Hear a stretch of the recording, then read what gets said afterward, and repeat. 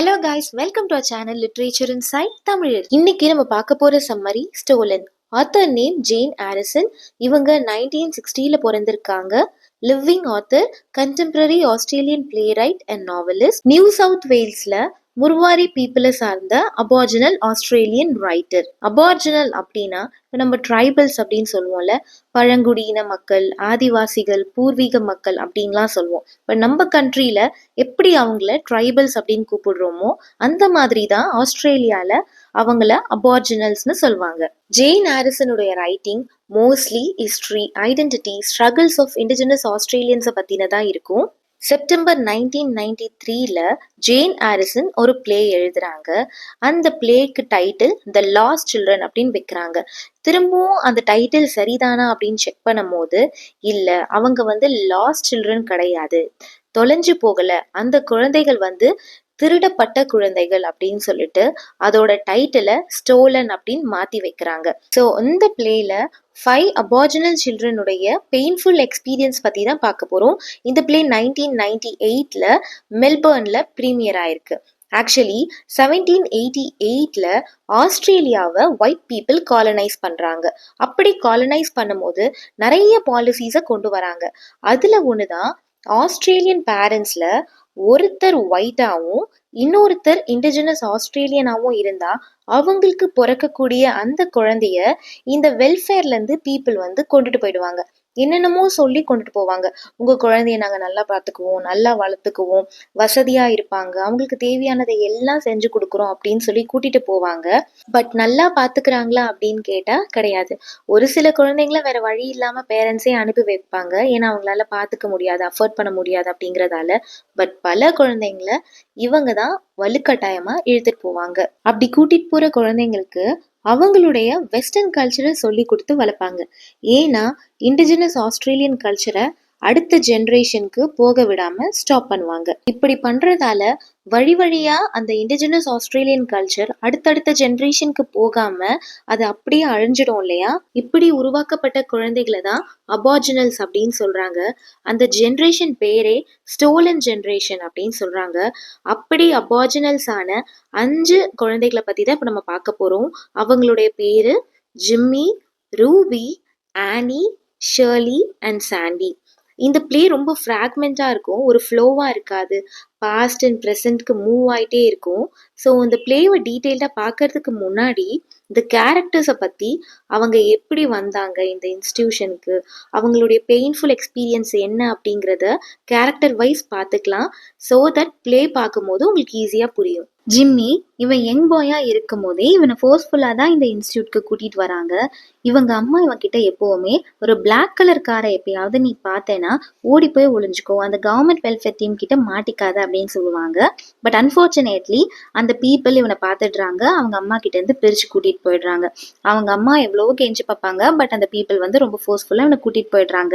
அந்த இன்ஸ்டிடியூஷனுக்கு போயிட்டு அவங்க அம்மாவை இவன் ரொம்ப மிஸ் பண்ணுவான் அண்ட் அம்மாவை கேட்டுட்டே இருப்பான். ஜிம்மி அவங்க அம்மாவை கேட்டு அழுதுட்டே இருக்கிறதால அங்க இருக்க பீப்புள் எல்லாம் இரிட்டேட் ஆகி உங்க அம்மா இறந்துட்டாங்க அப்படின்னு போய் சொல்லிடுவாங்க. பட் இவன் அதை நம்ப மாட்டான். அவனுக்குள்ள ஒரு ஹோப் இருக்கும், அம்மா கண்டிப்பா உயிரோடு தான் இருக்காங்க அப்படின்னு சொல்லிட்டு. இந்த சைடு அவங்க அம்மா ஜிம்மிக்கு நிறைய லெட்டர் எழுதுவாங்க. பட் ஒரு லெட்டரை கூட இவங்க ஜிம்மி கிட்ட கொடுத்ததே கிடையாது. பிகாஸ் இவங்க தான் அவங்க அம்மா இறந்துட்டாங்கன்னு சொல்லிட்டாங்க இல்லையா? இப்ப ஜிம்மி பெரியவனா வளர்ந்துடுறான், அந்த இன்ஸ்டியூட்டை விட்டு வெளியே வரான். அவனோட கல்ச்சர் அபார்ஜினல் கல்ச்சர், வளர்ந்த விதம் வெஸ்டர்ன் கல்ச்சர்ல. இப்ப வெளியே வந்த உடனே அந்த ஒயிட் பீப்புள் கூட இவனால கோப்ப பண்ண முடியல. இவன் அந்த இன்ஸ்டிடியூஷனுக்குள்ளவே தானே வளர்ந்துருக்கா, அதனாலதான். ஒரு நாள் ஒரு ஒயிட் கூட சண்டை வந்ததால இவனை ஜெயில போட்டுடுறாங்க. கொஞ்சம் வருஷம் ஜெயில இருக்கான்.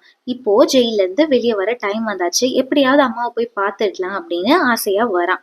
அந்த சமயத்துலதான் இவனுக்கு தெரிய வருது, இத்தனை நாள் ஆக்சுவலி அவங்க அம்மா உயிரோட தான் இருந்திருக்காங்க, அவன் வெளியே வர்றதுக்கு கொஞ்ச நாளைக்கு முன்னாடிதான் அவங்க அம்மா இறந்துட்டாங்க அப்படின்றது. அவனுக்கு எப்படி இருக்கும்ல, ஃபர்ஸ்ட் ஆல்ரெடி அம்மா இறந்துட்டாங்கன்னு போய் சொல்லியிருக்காங்க, இருந்தாலும் ஒரு ஹோப்போட இருந்தான். அம்மாவை பார்க்க வர நேரத்துல அவங்க அம்மா நிஜமாவே இறந்து போயிட்டாங்கன்னு தெரிஞ்ச உடனே அந்த பெயின், லாஸ் எதுவுமே தாங்கிக்க முடியாம இவனும் சூசைட் கமிட் பண்ணி இறந்து போயிடுவான். அடுத்தது சாண்டி. சாண்டி ஒரு நாள் அவங்க அம்மா கூட வீட்டில் இருக்கும் போது இந்த வெல்ஃபேர் பீப்புள் அவங்க வீட்டுக்கு செக்கிங்காக போவாங்க. அவங்க வீட்டில் எக்ஸ்பைரி ஆன ஃபுட் எல்லாம் இருக்கும். ராட்டன் ஸ்டேஜில் இருக்க பீஸ் எல்லாம் கண்டுபிடிச்சிட்டு இந்த மாதிரி கெட்டு போன பொருளை தான் உங்கள் குழந்தைங்களுக்கு கொடுக்குறீங்களா, இந்த குழந்தைங்கள நாங்களே இந்த இன்ஸ்டியூஷனில் வச்சு வளர்த்துக்கிறோம்னு சொல்லி கூட்டிகிட்டு போயிடுவாங்க. ஆக்சுவலி அந்த ஃபுட்டையே கவர்மெண்ட் கிட்ட இருந்து தான் வாங்கியிருப்பாங்க. அவங்க அம்மா அந்த பீப்புள் கிட்ட எவ்வளவோ கெஞ்சி பார்ப்பாங்க, இல்லை நான் அதை கவர்மெண்ட் கிட்ட இருந்து அந்த ஃபுட்டே வாங்கினேன், குழந்தைய நானே வளர்த்துக்கிறேன் அப்படின்னு சொல்லி. பட் அந்த பீப்புள் இவனை கூட்டிட்டு போவாங்க. பட் சாண்டி அவங்க கிட்ட இருந்து தப்பிச்சு அவங்க கையில மாட்டிக்க கூடாது அப்படிங்கிறதுக்காக ஓடிட்டே இருப்பான்.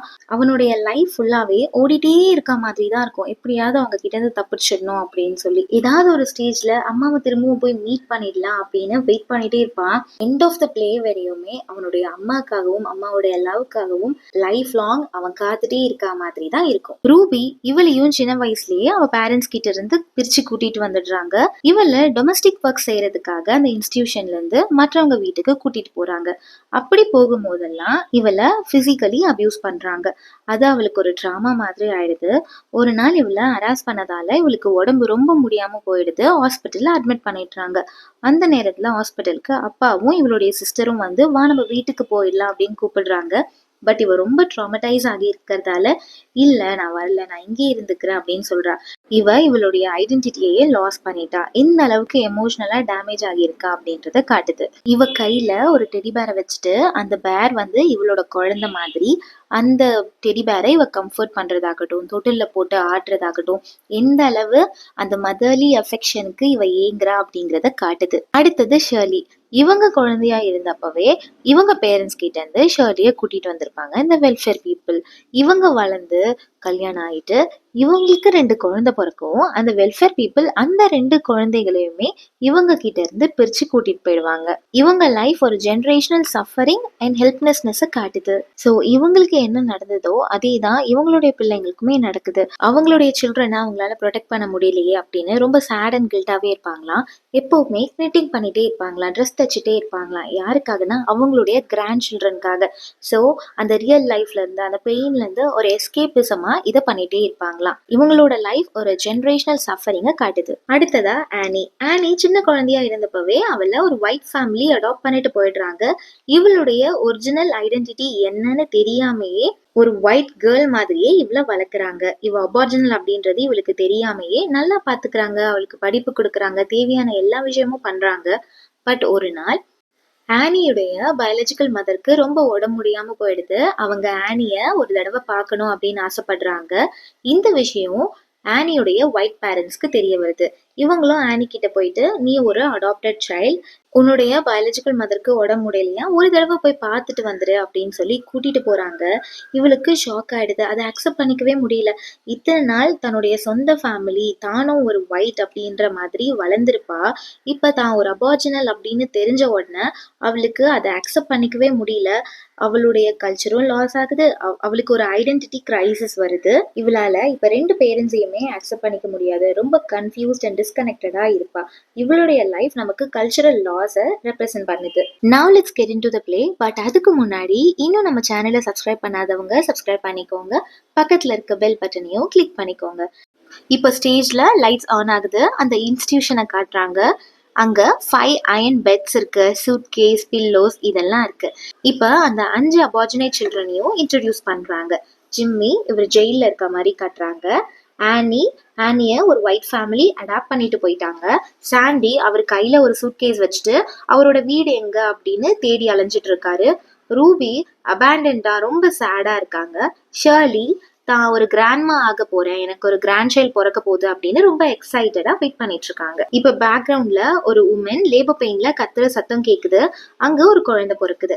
உடனே ஷர்லி ரொம்ப சந்தோஷமா எக்ஸைட்டடா தனக்கு ஒரு கிராண்ட் சைல்ட் பிறந்திருக்கு அப்படின்னு சொல்றாங்க. இப்ப லைட்ஸ் அப்படியே ரூபி பக்கம் திரும்புது. ரூபி தன்னுடைய அம்மாவை நினைச்சு ரொம்ப அழுதுட்டு இருக்காங்க. இப்ப அந்த 5 கேரக்டரும் அவங்களுடைய பாஸ்டுக்கு போய் எப்படி தான் இந்த இன்ஸ்டியூட்க்கு வந்தோம் அப்படிங்கிறத நினைச்சு பாக்குறாங்க. ஃபர்ஸ்ட் ஷர்லி ஷர்லி வந்து ஒரு சின்ன குழந்தையா இருக்கும் போது ஃபோர்ஸ்ஃபுல்லா இந்த இன்ஸ்டியூட்க்கு கூட்டிட்டு வராங்க. அதுக்கப்புறம் அவங்க வளர்ந்து அவங்களுக்கு கல்யாணம் ஆகி 2 பசங்க பிறக்குது. அந்த 2 பசங்களையுமே இவங்க கிட்ட இருந்து பிரிச்சு கூட்டிட்டு போயிடுறாங்க. உடனே பெல் ரிங் ஆகுது. அவங்க 5 பேரும் தன்னுடைய கிளீனிங் ரூட்டீனுக்கு போயிடுறாங்க. சாண்டி அவருடைய பெட்டை கிளீன் பண்ணிட்டு இருக்காரு. அப்போ அவரு தன்னுடைய சைல்டுஹுட நினைச்சு பாக்குறாரு. சாண்டி ஒரு இடத்துல மீன் பிடிச்சிட்டு இருக்கான். அப்ப அவங்க அம்மா சத்தம் போடுறாங்க, சாண்டி ஓடி போயிடு, இந்த வெல்ஃபேர் பீப்புள் கிட்ட மாட்டிக்காத அப்படின்னு. அவர் ஓடி போயிட்டு தன்னுடைய ஆன்டி வீட்டுல கொஞ்ச நாள் ஸ்டே பண்ணிட்டு இருக்காரு. அதுக்கப்புறம் அவருடைய அங்கிள் வீட்டுல ஸ்டே பண்ணிட்டு இருக்காரு. பட் அன்பார்ச்சுனேட்லி அந்த வெல்ஃபேர் பீப்புள் கிட்ட மாட்டிக்கிட்டு அவங்க வந்து அவரை இந்த இன்ஸ்டியூட்க்கு கூட்டிட்டு போயிடுறாங்க. கோரஸ்ல இந்த சீன் எப்படி முடியுதுன்னா, run Sandy run, run Sandy run அப்படின்னு அந்த கோரஸ் கத்துற மாதிரி இந்த சீன் அப்படியே க்ளோஸ் ஆகுது. இப்ப ஷர்லி பெட்ஷீட் போத்தி அவங்க பெட்ல படுத்துட்டு இருக்காங்க. அப்படியே அவங்க பாஸ்ட் மெமரிஸ்க்கு டிராவல் பண்றாங்க. அவங்க ஒரு கார்ல பெட்ஷீட் போத்தி அங்க படுத்துட்டு இருக்காங்க. கண்ணாடி வழியா அவங்க அம்மாவோட இமேஜ் அவங்களுக்கு தெரியுது. பட் ரொம்ப பிளரா தெரியுது. உடனே இடி இடிக்குது. அவங்க வந்து பயந்து போயிடுறாங்க. அந்த கார் வந்து மூவ் ஆக ஆரம்பிக்குது. மூவ் ஆக ஆக அவங்க அம்மாவோட இமேஜ் வந்து கிராஜுவலா கொஞ்சம் கொஞ்சமா பிளர் ஆகி சுத்தமா அவங்க அம்மா வந்து மறைஞ்சு போயிடுறாங்க. இடி இடிச்சு மழைலாம் பெஞ்ச உடனே இவங்க பயந்து போய் அந்த பெட்ஷீட்டை நல்லா இறுக்கமா போத்தி அப்படியே படுத்துக்கிறாங்க. இப்போ ஜிம்மியோட பாஸ் மெமரி. ஜிம்மி வந்து ஒரு சிக்கன் யார்ட்ல ஒளிஞ்சிட்டு இருக்காரு. அவங்க அம்மாவோட குரல் கேட்குது, ஜிம்மி மாட்டிக்காத ஓடிடு அப்படின்னு.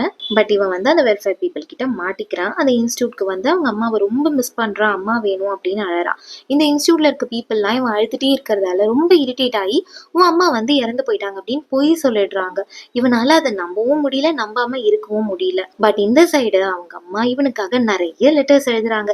ஜிம்மி எப்படி இருக்க, எனக்கு நீ ரிட்டர்ன் லெட்டர் போடு அப்படிலாம் எழுதுறாங்க. பட் ஒரு லெட்டரை கூட ஜிம்மி கிட்ட கொடுக்கல இந்த இன்ஸ்டியூட்ல இருக்க பீப்புள். இது எல்லாத்தையும் நினைச்சு பார்த்துட்டு ஜிம்மி அப்படியே படுத்துட்டே இருக்காரு. இப்ப ஆனி வந்து ஜிம்மியை எழுப்புறாங்க. இப்ப இந்த குழந்தைங்கள light to dark colour skin அப்படிங்கிற ஒரு அரேஞ்ச்மெண்ட்ல நிக்க வைக்கிறாங்க. ஒரு ஒயிட் ஃபேமிலி வந்திருக்காங்க. வீக்கெண்ட் யாராவது ஒருத்தர் அவங்க வீட்டுக்கு கூட்டிட்டு போறதுக்கு. இந்த குழந்தைங்கள லைனா நிக்க வைக்கிறாங்கல்ல, ஒருத்தர் பேசிக்கிறாங்க. இந்த வீக் யாரு செலக்ட் ஆகும், அங்க போனா நல்ல சாப்பாடு கிடைக்குமா, வேற என்ன சாப்பிட கொடுப்பாங்க, டாய்ஸ் கொடுப்பாங்களா, இந்த மாதிரி எல்லாம் பேசிக்கிறாங்க. ஸோ இதுல இருந்து அந்த இன்ஸ்டியூட்ல அந்த குழந்தைங்களுக்கு நல்ல சாப்பாடு கிடைக்கல அப்படிங்கறது நமக்கு தெரிய வருது. இப்போ லைட் ரூபி மேல ஃபிளாஷ் ஆகுது. ஸோ இப்போ ரூபி தான் செலக்ட் ஆயிருக்கா. அந்த வீக்கெண்ட் ரூபி தான் வெளியே போக போறா. இதுக்கு நடுவுல ஒரு ஒயிட் ஃபேமிலி வந்து ஆனிய அடாப்ட் பண்ணிட்டு போயிடுறாங்க. ஆனிய அவங்க வீட்டுக்கு கூட்டிட்டு போய் ரொம்ப நல்லா பாத்துக்கிறாங்க. தனி ரூம் கொடுக்குறாங்க, நல்ல ஃபுட், அவளுக்கு எஜுகேஷன் எல்லாமே சொல்லி கொடுத்து வெஸ்டர்ன் கல்ச்சர் படி தான் வளர்க்குறாங்க. ஆனி தானும் ஒரு ஒயிட் தான் அப்படிங்கறத நினைச்சுதான் அவ வளர்றா. அவளுக்கு தெரியாது அவ ஒரு அபார்ச்சுனேட்னு. இப்போ ஜிம்மி அண்ட் சாண்டியை காட்டுறாங்க. அவங்க 2 பேரும் பக்கத்து நெய்பர்ஹுட்ல போயிட்டு மரத்துல இருந்து ஆப்பிள் எல்லாம் பறிச்சு சாப்பிடுறாங்க. அதை பார்த்த பக்கத்துல இருந்தவரு அவங்கள திட்டி வெளியே போங்கடான்னு சொல்லி துரத்தி விட்டுடுறாரு. அவங்களும் சிரிச்சுட்டே போயிடுறாங்க. இது லேக் ஆஃப் ஃபுட் அப்படிங்கிற ஒரு விஷயம் அங்க இருக்கு அப்படின்றத காட்டுது. சாண்டி அவங்க அம்மாக்காக வெயிட் பண்ணிக்கிட்டே இருக்கான், கண்டிப்பா அம்மாவை மீட் பண்ணுவோம் அப்படின்னு. ஜிம்மி இதுக்கு நடுவுல நிறைய தடவை அந்த இன்ஸ்டியூட்ல இருந்து தப்பிச்சு போகணும் அப்படின்னு எஸ்கேப் ஆகி ஓடுறதுக்கு ட்ரை பண்ணிருக்கான். பட் ஒவ்வொரு தடவையும் அவன் மாட்டிட்டு பனிஷ்மெண்ட் தான் வாங்குவான். இப்போ லைட் ரூபி மேல ஃபிளாஷ் ஆகுது. வீக்கெண்ட்க்கு வெளியே போயிருந்த ரூபி இன்ஸ்டியூட்க்கு ரிட்டர்ன் ஆயிடுறா. அவ கையில ஒரு டெடி பேர் வச்சிட்டு இருக்கா. அவ ரொம்ப சந்தோஷமாலாம் இல்ல, சோகமா தான் இருக்கா. அந்த டெடி பேரை கீழே போட்டுட்டு ஒரு கையில பிடிச்சு இழுத்துட்டே வரா. அவளை பார்த்த உடனே மற்ற குழந்தைங்கள்லாம் ஓடி போய் அவளை சுத்தி உட்காந்துட்டு, என்ன நடந்தது, நீ என்ன சாப்பிட்ட, அவங்க என்ன சொன்னாங்க, என்னெல்லாம் நடந்தது சொல்லு அப்படின்னு ரொம்ப எந்தூசியாஸ்டிக்கா கேக்குறாங்க. இவ ஃபிஷ்ஷும் சிப்ஸும் சாப்பிட்டேன் அப்படின்னு சொல்றா. வேற என்ன நடந்தது அப்படின்னு கேக்குறாங்க. இல்ல, நான் சொல்லக்கூடாது, நான் சொல்ல மாட்டேன்னு ப்ராமிஸ் பண்ணிருக்கேன் அப்படின்னு சொல்லிட்டு ரொம்ப சோகமா போய் அவளுடைய பெட்ல உட்காந்துக்கிறா. இதுல இருந்து நமக்கு என்ன தெரிய வருதுன்னா, ரூபி பிசிக்கல் அபியூஸ்க்கு உள்ளாக்கப்பட்டிருக்கா அப்படிங்கிறது தெரிய வருது. இப்ப யங் ரூபி அவளுடைய கையில ஒரு டெடிபேர் வச்சிருந்தால அதுதான் இவளுடைய குழந்தை மாதிரியும், இவ அந்த குழந்தைக்கு அம்மா மாதிரியும் பிஹேவ் பண்ண ஆரம்பிக்கிறா. அந்த பொம்மை கிட்ட உனக்கு என்ன வேணும், நான் தான் உன் அம்மா, உனக்கு என்ன வேணும்னாலும் சொல்லு, நான் எல்லாமே வாங்கி தரேன்னு சொல்றா. அந்த பொம்மையை தொட்டில போட்டு ஆடுறா. அப்படி ஆட்டும் போது இவளும் ஏங்கி ஏங்கி அழறா. இது அவ எந்த அளவுக்கு அவளுடைய அம்மாவோட அன்புக்காக ஏங்குறா அப்படிங்கிறது தெரியுது. இப்ப ஷர்லியுடைய பாஸ்ட காட்டுறாங்க. ஒரு பிளாக் கலர் கார் வருது. இவளுடைய பசங்களை அவகிட்ட இருந்து பிரிச்சு கூட்டிட்டு போயிடுறாங்க. இவளுடைய ஹஸ்பண்ட் எவ்வளவோ ட்ரை பண்றாரு, அந்த கார் பின்னாடியே ஓடுறாரு அந்த பிள்ளைங்களை மீட்கிறதுக்காக. பட் இவளால முடியல. சோ அந்த குழந்தைங்களை நினைச்சு பயங்கரமா அழறா. அழுது அழுது அப்படியே படுத்து தூங்கிடுறா. இப்ப ரூபிக்கு அவளுக்கு நடந்தது எல்லாமே ஒரு சைக்காலஜிக்கல் டிராமாவாவே மாறிடுது. ரூபி அழுதுட்டே இருக்கா. அவளை கம்ஃபர்ட் பண்றதுக்காக சாண்டி ரூபிக்கு ஒரு கதை சொல்றான். அந்த கதை பேரு பிக் பேட் மேன்ஜி. இந்த ஸ்டோரி சாண்டிக்கு அவனுடைய தாத்தா சொன்ன ஸ்டோரி. அந்த காலத்துலலாம் இரவு அப்படிங்கிற ஒரு விஷயம் இருக்கவே இருக்காதான். 24/7 சன் வந்து இருந்துட்டே இருக்கும். எப்பவுமே சன்னுடைய வெப்பம் இருந்துட்டே இருந்ததுன்னா ரொம்ப ட்ரை ஆயிடும்ல. அந்த மாதிரி நிலங்கள் எல்லாம் ரொம்ப ட்ரை ஆயிட்டு சாப்பாட்டுக்கு ரொம்ப கஷ்டம். அந்த ட்ரைபல்ல இருந்த பீப்புள்ல ஒருத்தர் என்ன பண்ணாரு, அங்க இருக்க கேங்குரூஸை திருடி சாப்பிட ஆரம்பிச்சாரு. அங்க இருந்த ட்ரைபல் பீப்புளுக்கு வாழ்வாதாரமே அந்த கேங்குரூஸ் தான். இது போதாதுன்னு மிட் நைட்ல வந்து அங்க இருக்க பேபிஸையும் திருடி சாப்பிட ஆரம்பிச்சாரா அந்த பர்சன். அதனால அந்த குரூப்ல இருந்த எல்டர்லி பீப்புள் எல்லாம் பிளான் பண்ணி பேபிஸை திருட வரும்போது அந்த பர்டிகுலர் பர்சன் மேல மேஜிக் பவுடரை தூவிட்டாங்க. அவரு பியூர் ஒயிட்டா மாறிட்டாராம். ஸோ இனி அவர் வரும்போது அவரை பார்த்து எல்லாரும் அவேர் ஆயிடுவாங்கல்ல, அவங்களுடைய கேங்க்ரூஸ் அண்ட் பேபிஸை ரொம்ப பத்திரமா பார்த்துப்பாங்க. ஸோ இந்த கதையின் மூலமா அந்த ஒயிட்டா மாறின பர்சன் வந்து ஒயிட் பீப்புளோட கம்பேர் பண்றாங்க. எப்படி அவங்க நேட்டிவை சப்ரஸ் பண்றாங்க அப்படிங்கறத இதன் மூலமா நமக்கு சொல்ற வராங்க. இப்போ வீக்கெண்ட் வருது, ஒருத்தரை அடாப்ட் பண்ணிட்டு போறதுக்காக எல்லாரையும் லைனா நிக்க வச்சிருக்காங்க. ஸ்பாட் லைட் ரூபி மேல விழுது. இதை பார்த்த ஜிம்மி செம கடுப்பாயிடுறான். எப்ப பாரு ரூபியே கூட்டிட்டு போறாங்க அப்படின்னு சொல்லி கோவப்பட்டு ரூபியை கிள்ளி விட்டுடுறான். இப்போ ஆனியை காட்டுறாங்க. அவளுடைய அடாப்டட் பேரண்ட்ஸ் அவகிட்ட, நீ ஒரு அடாப்டட் சைல்ட், உன்னுடைய பயாலஜிக்கல் மதருக்கு ரொம்ப உடம்பு முடியலையா, நீ போய் பார்த்துட்டு வந்துடு அப்படின்னு சொல்றாங்க. இதை கேட்ட உடனே அவளுக்கு பயங்கர ஷாக் ஆயிடுது. இத்தனை நாள் தன்னுடைய பேரண்ட்ஸ் தான் இந்த ஒயிட் பீப்புள் அப்படின்னு நினைச்சு ரொம்ப சந்தோஷமா வாழ்ந்துட்டு வரா. திடீர்னு உன்னுடைய பேரண்ட்ஸ் வந்து வேற ஒருத்தவங்க அப்படின்னு சொல்லும் போது அவளால அதை அக்செப்ட் பண்ணிக்க முடியல. அவளுக்கு ஒரு ஐடென்டிட்டி கிரைசிஸ் வருது. நான் யாரை சார்ந்தவ, ஒயிட் பீப்புளை சார்ந்தவளா இல்ல இண்டிஜினஸ் ஆஸ்திரேலியன் பீப்புளை சார்ந்தவளா அப்படின்னு சொல்லி தனக்கு தானே நிறைய குவெஸ்டன்ஸ் கேட்டுக்கிறா. அவளுக்குள்ள நான் யாரு அப்படிங்கிற கேள்வி ரொம்ப பெருசா எழும்புது. இப்ப ரூபியை கூட்டிட்டு போனாங்கல்ல, வீக்கெண்ட் முடிஞ்சு இப்ப ரூபி திரும்பவும் இன்ஸ்டியூட்க்கு வந்துடுறா. அவ கையில ஒரு புக் வச்சிருக்கா. ரொம்ப சோகமா இருக்கா.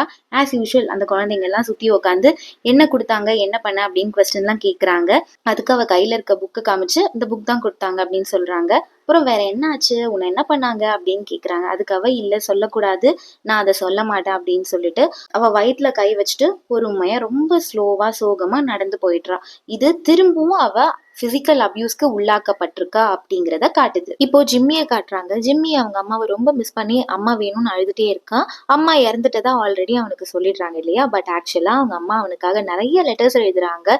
நீ ரிட்டர்ன் லெட்டர் போடு, எப்படி படிக்கிற அப்படிலாம் கேட்டு எழுதுறாங்க. பட் ரிட்டர்ன் லெட்டர் வராததால அவங்க அம்மா என்ன நினைச்சுக்கிறாங்க, பையன் ரொம்ப படிப்புல பிஸியா இருக்கான் போல, அதனாலதான் ரிட்டர்ன் லெட்டர் போடுறதுக்கு கூட அவனுக்கு டைம் இல்லை அப்படின்னு நினைச்சுக்கிறாங்க. ஸோ பேரண்ட்ஸ் வந்து பிள்ளைங்க இன்ஸ்டிடியூஷன்ல ரொம்ப நல்லா இருக்காங்க, நல்ல படிப்புக்கு அவங்களுக்கு கிடைக்குது, நல்ல ஃபுட் நல்லா கிடைக்குது அப்படின்னு நினைச்சுக்கிறாங்க. பட் ஆக்சுவலி அது எதுவும் இல்லை அப்படிங்கறத இந்த சீன் காட்டுது. இப்போ ஆனியை காட்டுறாங்க. அவ பீச் ஓரமா நின்று அவளுடைய நிலைமைய நினைச்சு ரொம்ப அழுதுட்டு இருக்கா. தான் யாரு அப்படிங்கிற ஒரு கேள்வி அவன் மனசுல ரொம்ப இருக்கு. அவளுக்கு ஒரு ஐடென்டிட்டி கிரைசிஸ் வருது. நான் யாரை சார்ந்தவ, இண்டிஜினஸ் ஆஸ்திரேலியன் பீப்புளை சார்ந்தவளா இல்ல நான் ஒயிட் பீப்புளை சார்ந்தவளா. ஆக்சுவலா அவளுக்கு ஒயிட் ஸ்கின் தான் இருக்கும். நான் டேன் ஆகணுமா அப்படின்னு நினைப்பா. டேன் ஆகணும் அப்படின்னா இண்டிஜினஸ் ஆஸ்திரேலியனா மாறணுமா அப்படின்னு நிறைய கேள்வி வந்து அவளுக்கு இருக்கும். இல்ல நான் ஒயிட் ஸ்கின்னோடவே இப்படியே இருந்துடட்டுமா, என்னோட பயாலஜிக்கல் மதர் வந்துட்டு பிளாக்கா இருக்காங்க, இண்டிஜினஸா இருக்காங்க, இப்ப நான் யார் கூட போகட்டும் அப்படின்னு நிறைய கொஸ்டின் தனக்கு தானே கேட்டுட்டு நின்றுட்டு இருக்கா. இப்போ ஒரு ஒயிட் ஃபேமிலி வந்து டொமஸ்டிக் ஒர்க் பண்றதுக்காக ரூபியை செலக்ட் பண்ணி கூட்டிட்டு போறாங்க. அவ கையில ஒரு பக்கெட் அண்ட் மாப்போட எடுத்துட்டு போறா. அவ அந்த ஃப்ளோர் எல்லாம் மாப் போட்டுட்டே இருக்கா. இப்ப அவங்க அந்த பிள்ளைங்க கிட்ட எல்லாம், நீங்க என்ன ஆக போறீங்க, உங்களுக்கு என்ன ஆசை இருக்கு அப்படின்னு கேக்குறாங்க.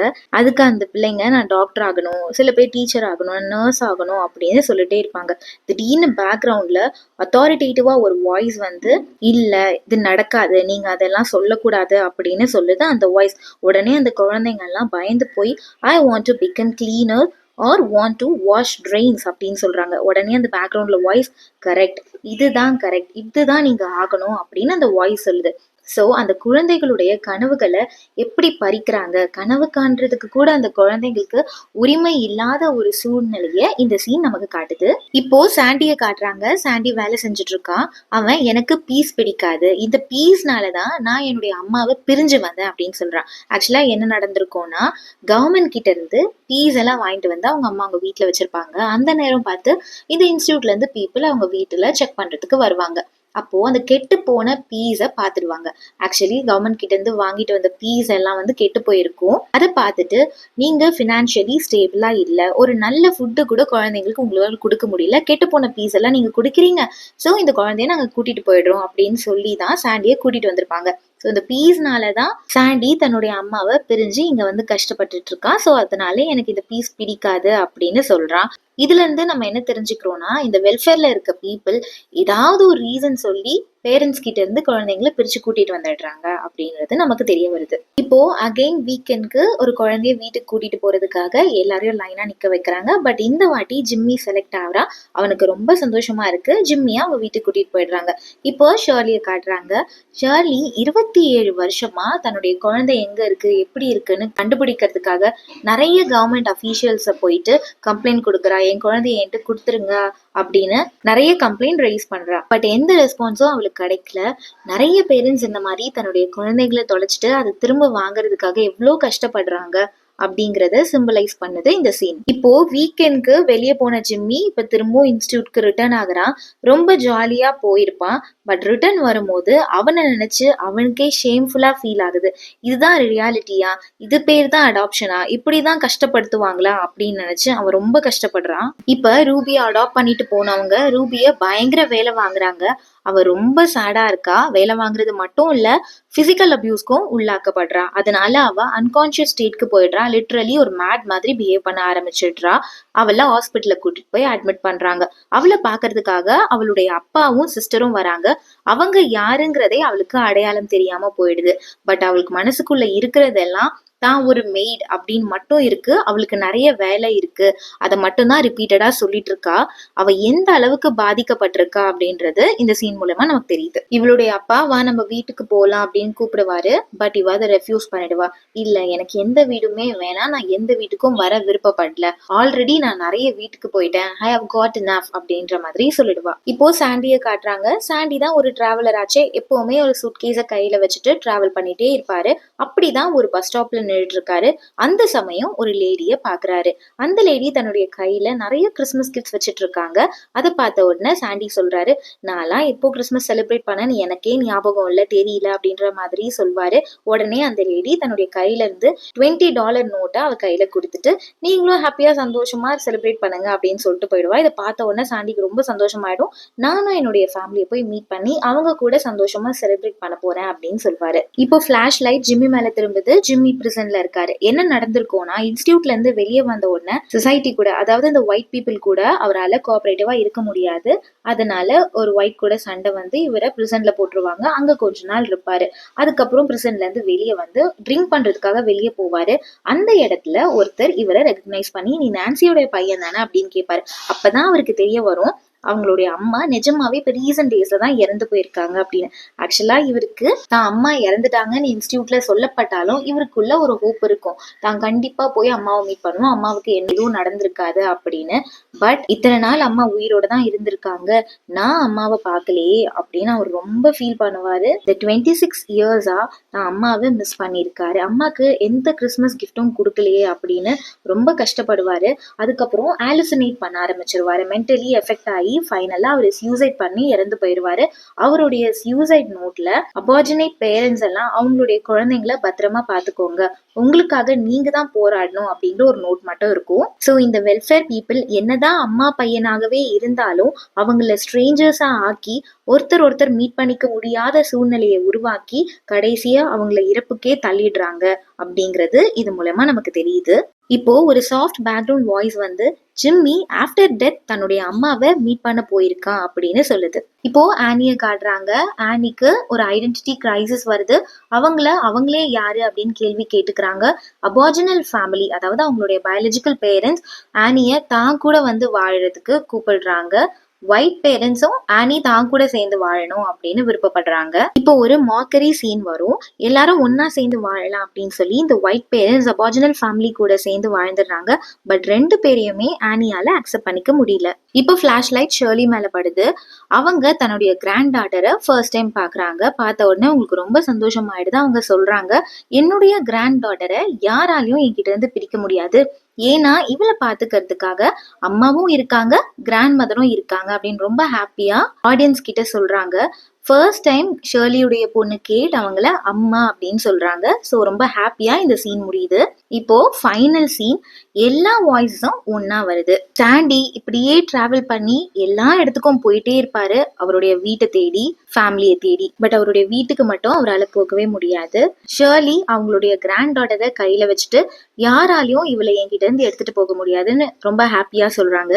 ரூபி, நான் வீட்டுக்கே போக மாட்டேன், எனக்கு எந்த வீடும் வேண்டாம், ஆல்ரெடி எனக்கு நிறைய வீடு கிடைச்சிருச்சு அப்படின்னு சொல்றாங்க. இப்போ ஹானியை காட்டுறாங்க. ஹானி அவங்களுடைய 2 பேரண்ட்ஸையுமே அக்செப்ட் பண்ணிக்கிறாங்க. எனக்கு 2 பேரண்ட்ஸையும் பிடிக்கும் அப்படின்னு சொல்றாங்க. ஜிம்மி ஆஃப்டர் டெத் அவங்களுடைய அம்மாவை மீட் பண்ண போறாரு அப்படின்னு சொல்றாங்க. சாண்டி தன்னுடைய அம்மாக்காக வெயிட் பண்ணிட்டே இருக்காரு. அந்த எண்ட்லெஸ் வெயிட்டிங்கோடவே இந்த பிளே முடியுது. இந்த வீடியோ உங்களுக்கு யூஸ்ஃபுல்லா இருந்ததுன்னா லைக் பண்ணிட்டு சப்ஸ்கிரைப் பண்ணிக்கோங்க. பக்கத்துல இருக்க பெல் பட்டனையும் கிளிக் பண்ணிக்கோங்க. தேங்க்யூ ஃபார் வாட்சிங்.